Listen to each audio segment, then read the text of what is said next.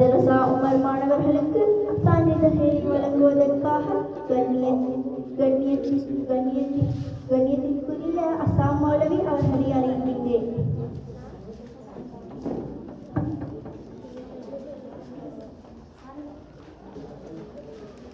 ஹாஜிரா பின் ரிஸ்கான்,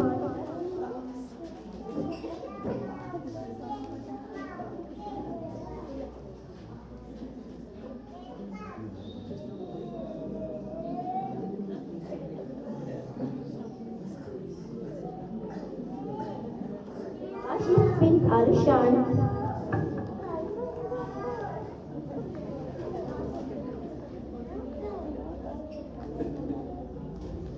Zaida bin Hilmi,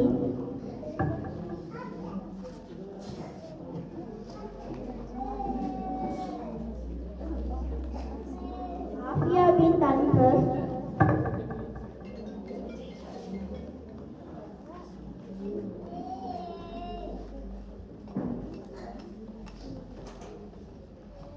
Ashifa bin Arshan,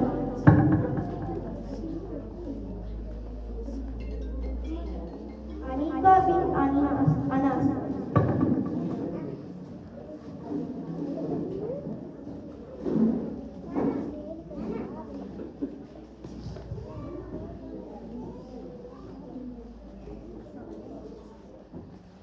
சான்றிதழ்களை வழங்கி வைத்த அஷ்ஷரி மௌலவி அசாம் மௌலவி அவர்களுக்கு ஜஸாக்கல்லாஹு ஹைரா. அடுத்த நிகழ்வாக அமானிதம் என்றால் என்ன என்பதை பற்றி விளக்கம் ஒன்றை கூறுவதற்காக மாணவன் யூசுப் பின் நசார் அவர்களை அழைக்கின்றேன்.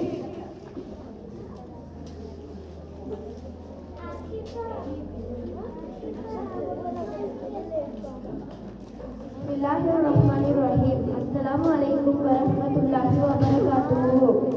அல்ஹம்துலில்லாஹ், அல்லாஹ்வுக்கே புகழனைத்தோம். நான் உங்கள் முன்னிலையில் அமானிதம் பற்றி சிறு விளக்கம் ஒன்றை கூற முன்வந்துள்ளேன். அமானிதம் என்பது ஒரு சிறந்த பண்பாகும். நாம் யாருக்கும் நம்பிக்கை துரோகம் செய்யக்கூடாது. எம்மிடம் ஒப்படைக்கப்படும் பொருள்களை நாம் உரிய நேரத்தில் உரியோரிடம் எந்த குறைவின்றி திருப்பி ஒப்படைக்க வேண்டும்.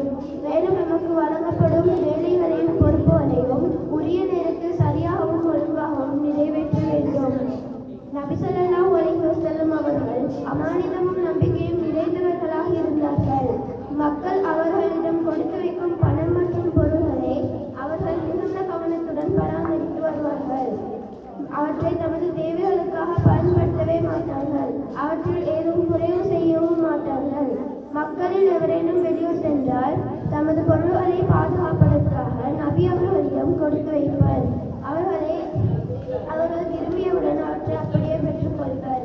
நபி அவர்களுக்கு நபித்துவம் கிடைப்பதற்கு முன்பே ஜாஹிலியா காலத்திலும் அவரை அல்-அமீன் நம்பிக்கையானவர் என்று அழைக்கப்படும் அளவுக்கு அமானிதம் பேணும் தன்மை புகழ் பெற்றிருந்தது.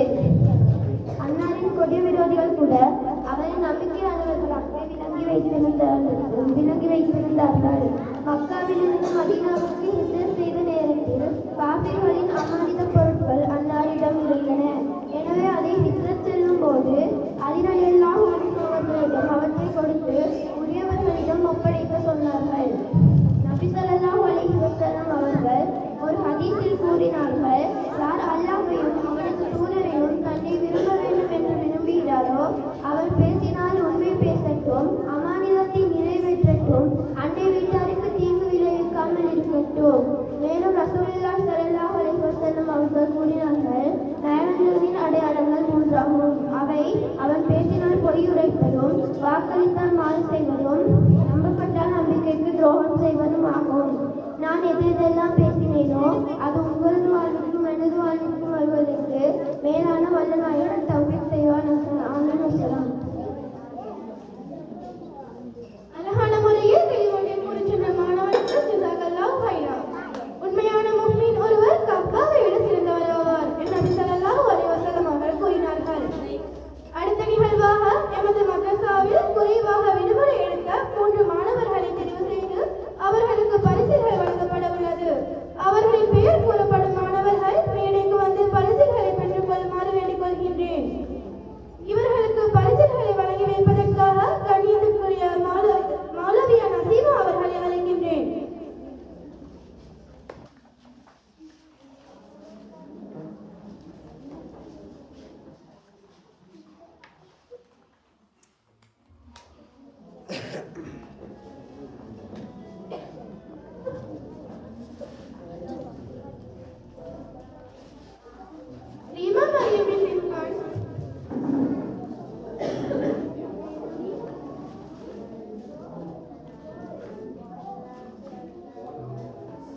அஹ்மத் பின் நூருல்லா,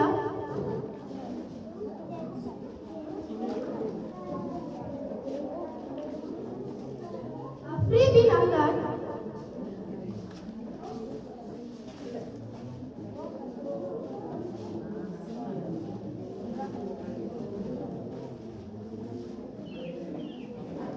பரிசுகளை வழங்கி வைத்த மாலவியா நசீமா அவர்களுக்கு ஜஸாக்கல்லாஹு ஹைரா.